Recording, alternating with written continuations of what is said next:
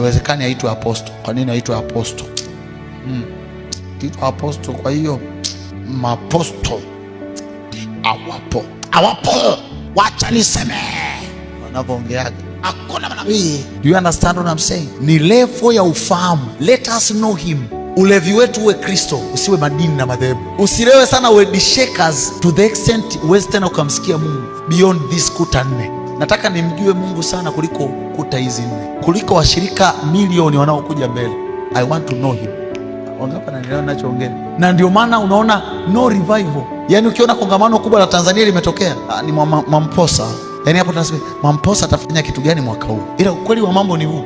Makanisa tulikuwa tuna uwezo wa kusema makanisa kila mwezi wa 6 tunakutana stadium ya Jamhuri Dodoma nzima, Wakristo wote. Dodoma inashake kwa sababu Christians wamekusanyika. Yesu anasema wako wapi watoto wao? Do you understand? Ifike hiyo level ambayo Kristo anajitukuza zaidi kuliko bendera za madhehebu yetu. Bendera za madhehebu yetu zibebe Kristo.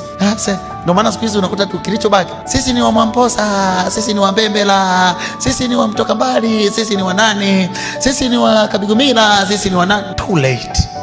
We belong to Christ and Christ alone. Sisi ni mali ya Kristo na Kristo peke yake. Na kama tukianza kutembea kwenye hizo level, Tanzania itaanza kuona uamsho.